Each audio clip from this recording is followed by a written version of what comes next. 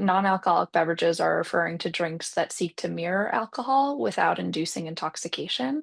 So that includes non-alcoholic beers, non-alcoholic wines, non-alcoholic liquors, and mocktails. Drink is what triggers relapse, not the traces of alcohol. Because otherwise, if it They have less than 0.5% alcohol by volume. So that's compared to a standard beer that would be about 5%, or a standard wine that would be about 12%. But they do contain a lot of the alcohol related cues, right? So the same taste, smell, sipping experience, sometimes even the same brand as alcoholic products. Most people who are consuming them are also alcohol consumers.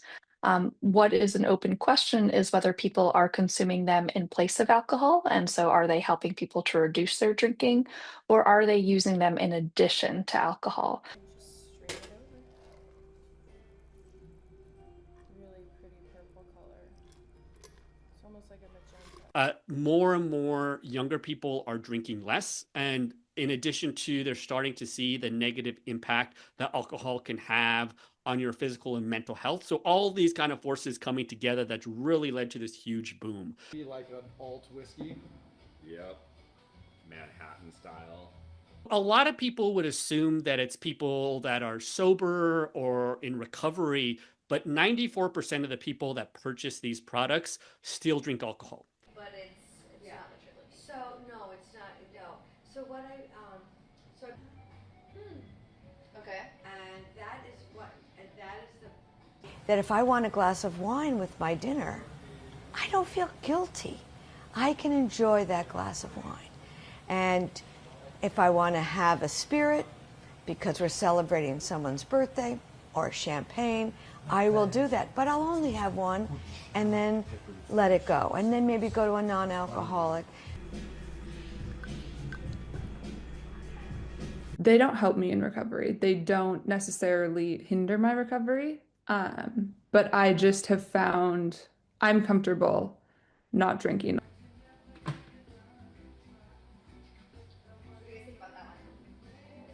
Because these drinks have so many alcohol related cues, they could be a really useful substitute where you can have an NA beer in your hand when you're in a social setting with other people who are drinking and not feel like you're standing out as the person who's not consuming alcohol.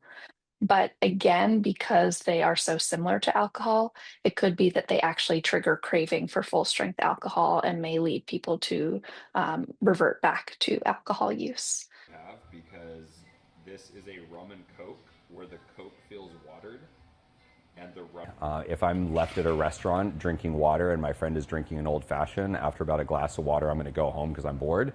But if I can sit there and sip on something and still feel like I'm a 45-year-old adult with my friend hanging out that's just going to wake up better feeling in the morning, then I'm fine with that.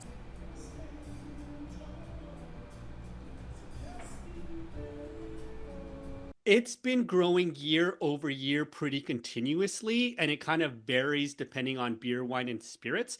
But at this point, for example, off-premise sales or retail from Nielsen IQ, it last year was $823 million. It's projected to go to over a billion.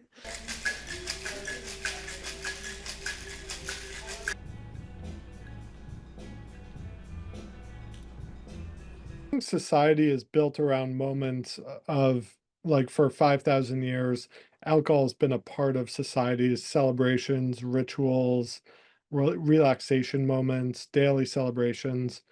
And that is so ingrained in culture that 13 years ago when I stopped drinking, it was so awkward to be holding a water or holding nothing while all my friends and colleagues were drinking.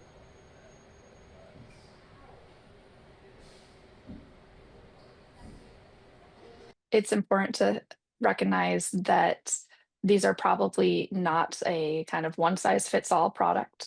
And so you might see peers or friends or family members use them and have no problem with them, but it really comes back to your own individual experience.